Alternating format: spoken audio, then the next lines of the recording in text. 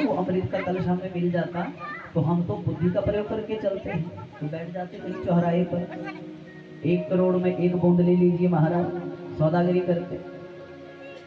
कहने का भाव ये है कि भगवान की कथा से, भगवान के नाम को यदि गाना है, भगवान की कथा को यदि श्रवण करना है, भगवान से यदि जुड़ना है, तो हमारा प्रेम कैसा हो, जैसा जल बोले निर्मल होता है, उसी प्रकार से हमारा मन भी निर्मल होना चाहिए।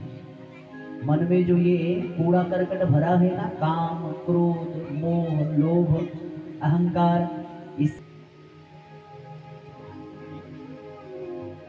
देखो जो ये अमृत है, इस अमृत की दूसरी विशेषता शास्त्र में कही गई है कि स्वर्ग का अमृत पीने वाले देवताओं के शनै शनै बोले धीरे धीरे जैसे जैसे पुण्य क्षीण होते जाते हैं, फिर से उन्हें इस धरातल पर आना पड़ता है, इस मृत्यु लोक में जन्म लेना पड़ता है।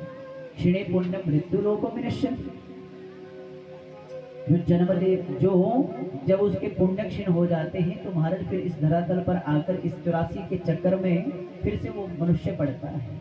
लेकिन कहते हैं कि जो श्रीमद् भागवत महापुराण की कथा को पान कर लेता है, वो महाराज भगवान के परम धाम को प्राप्त कर लेता है, गोलोक धाम को प्राप्त कर लेता है। तभी तो हमारे शास्त्रों में ये विधा है कि महाराज जिन भी पितरों के निमित्त ये यज्ञ किया जाता है, वो सदा सर्वदा के लिए भगवान के नित्य पार्षदों में शामिल हो जाते हैं। तो भगवान के परम पद की मृत्यु हो जाती है तो हम उनके साथ लगा देते हैं कि महाराज ये तो स्वर्गलोकवासी है, इनका तो ये स्वर्गलोक।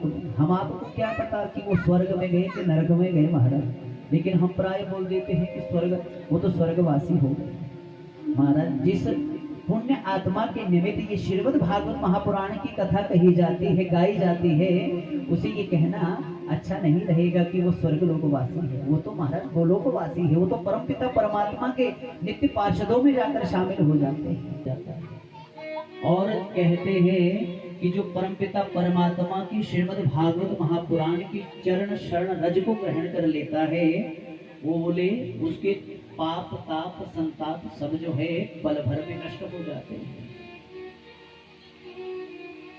तो ये तो रही महाराज श्रीमद् भागवत महापुराण के महात्म्य के प्रथम मंत्र की व्याख्या। आइए अब दूसरे मंत्र में जो है वेद व्यास जी महर्षि, आइए हम आप भी और परमहंस शिरोमणि सुखदेव जी महाराज जी के चरणों का ध्यान करते हुए उनके चरणों में अपनी प्रणति निवेदित करते हैं। श्रीमद् भागवत महापुराण के महात्म्य में दूसरे मंत्र में वेद व्यास जी लिख रहे हैं कि यम प्रव्रजन्तम मनुपेतम पेत कृत्यम द्वैपायनो विरह कातर आजुहाव पुत्रेति तन्मयतया तरवोभिनेन्दुस्तं सर्वभूत हृदयं मुनिमानतोऽस्मि।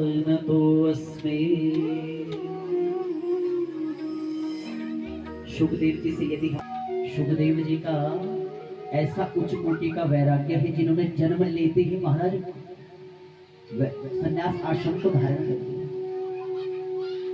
वो संसारिक इस माया में नहीं फंसे, परमपिता परमात्मा की ऐसी विशेष कृपा प्रसाद लिए वो इस संसार में आए कि गर्भ में ही परमपिता परमात्मा का आशीर्वाद उन्हें प्राप्त हुआ। अन्यथा 12 वर्षों तक अपने मातृगर्भ में बैठे रहे, बाहर नहीं आए। भगवान को गर्भ में जाकर सुखदेव को आश्वस्त करना पड़ा, आशीर्वाद देना पड़ा कि जाइए आप जगत में जन्म लीजिए और जगत कल्याण के लिए कोई कार्य करिए। अन्यथा सुखदेव जी महाराज मातृगर्भ से बाहर नहीं आए। 12 वर्षों के बाद माँ के गर्भ से जन्म लिया, क्योंकि जब जीव माँ के गर्भ में होता है तो उसे संसार का भान रहता है। जब मातृ गर्भ में बच्चा होता है, बालक होता है, तो उसे अपने पूर्व जन्म का भी भान होता है और इस जन्म का भी भान रहता है। ये वो अच्छे से जानता है कि भगवान की माया मुझे इस संसार में जन्म लेते ही लपेट लेती है। इसीलिए सुखदेव जी ने जन्म नहीं लिया, और आज जब जन्म लिया तो जन्म लेते ही महाराज परिव्रजा को हो गया। जन्म लेते ही वन की ओर दौड़ते हुए चले जा रहे हैं। व्यास जी पुत्र मोह में आकुल होकर पीछे पीछे पुत्र पुत्र कहकर पुकारते हुए जा रहे हैं, लेकिन सुखदेव जी ने महाराज एक बार भी पलट कर नहीं देखा, क्योंकि वो तो उस निर्गुण ब्रह्म के उपासक थे, उस परमपिता परमात्मा का जिसने दर्शन पा लिया हो महाराज, फिर वो संसार। तो ये परमपिता परमात्मा की ऐसी अलौकिक कथा। दूसरे मंत्र में महर्षि वेदव्यास जो है सुखदेव जी को प्रणाम करते हुए कहते हैं, हम आप सभी भी सुखदेव जी के आगे जो है सूत जी महाराज 88,000 ऋषि मुनियों को इस पवित्र कथा को श्रवण करवा रहे हैं। 88,000 ऋषि मुनियों से आज प्रश्न पूछ रहे हैं। देखो ये जो 88,000 ऋषि मुनि है ये कैसे हैं? सूत जी महाराज जी की आयु है महाराज केवल और केवल 20 वर्ष, और जो ये 88,000 ऋषि मुनि सामने बैठे हैं महाराज, इनके जीवा विमलात्मा संत जो है सामने बैठकर कथा श्रवण कर रहे हैं। लेकिन कथा से ज्ञान करना, देखो कथा से हमें, प्रत्येक कथा से किसी ना किसी प्रकार का कोई ज्ञान हमें जीने के सूत्र मिलते हैं। और आप सभी बड़े बुद्धिजीवी लोग हो, कथा का भी अच्छे से ज्ञान रखते हो, लेकिन फिर भी अनभिज्ञ होकर सामने बैठकर जो है कथा श्रवण कर रहे हो। उसी प्रकार से बोले 88,000 ऋषि। आज सूत जी महाराज जी कहते हैं 88,000 ऋषि मुनियों से कि देखो ऋषि मुनियों, मैं आपको जो है समस्त शास्त्रों का सार सुनाने जा रहा हूँ, लेकिन सुनाने से पहले क्या कहते हैं कि सावधान कया शृणु, सावधान होकर सुनो, सचेत होकर सुनो। बोले भागवत की कथा मैं आपको सुनाने जा रहा हूँ, तो समस्त शास्त्रों का सार जिसमें है उस कथा को मैं सुनाने जा रहा हूँ, तो सावधान होकर सुनो।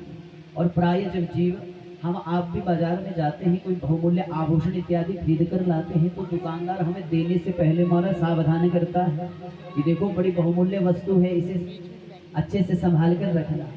तो उसी प्रकार से जब वक्ता कोई विशिष्ट बात कहता है, कोई अच्छी बात कहता है, तो कहने से पहले महाराज आपको सावधान कर रहे हैं। उसी प्रकार सूत जी महाराज जी भी अपने उन श्रोताओं को सावधान कर रहे हैं, और हम आपको सावधान करते हैं कि श्रीमद् भागवत महापुराण महाराज, ऐसा मत सोचना कि हम कहानियां सुनेंगे, कहानियां सुनने के बाद चलो राम रमैया गाते हुए बढ़िया प्रसाद पाया और घर को चलते बने। इन कथाओं से ज्ञान करना, इन कथाओं से हमें जीने के सूत्र मिलते हैं। भागवत की कथा हमें मरना सिखाती है, राम कथा हमें जीना सिखाती है। भागवत की कथा से यदि मनुष्य को अपना जीवन सुधारना नहीं आया, तो फिर कथा सुनने का कोई तात्पर्य नहीं रह जाएगा। मनोरंजन की दृष्टि से भागवत की कथा को नहीं सुनना चाहिए, बहुत बड़ा अपराध बताया गया है। सचेत होकर, सावधान होकर, अनुष्ठान की विधि से ही श्रीमद् भागवत महापुराण की कथा को श्रवण करना चाहिए। सुंदर श्लोकों का गान जब व्यास जी करें तो महाराज उनका श्रवण करना चाहिए, क्योंकि प्रत्येक भागवत जी के प्रत्येक अक्षर में, प्रत्येक श्लोक में जो है भगवान की श्यामलता छिपी है, भगवान की करुणता छिपी है। भगवान आज भी कृपा करते हैं, लेकिन कोई करने वाला तो हो, कोई सुनने वाला तो हो, कोई कहने वाला तो हो। प्रेम से बोलो ना जय श्री कृष्ण। कहने का भाव एक ही है कि महाराज देखो आज पहला दिन है कथा का, तो पहले दिन में तो केवल अपने श्रोताओं को पक्का करना होता है। भागवत जी के कुछ नियम होते हैं, उन्हीं को बतलाना होता है, और उन्हीं के ऊपर हम आपकी चर्चा कर रहे हैं। आज हमने इस आध्यात्मिक दीप को जो है प्रज्वलित यहाँ पर कर लिया है। इसी के साथ जो है परमपिता परमात्मा के चरणों से हमारा प्रेम कैसे हो, भगवान के प्रति हमारी भक्ति कैसे पुष्ट हो, और भगवान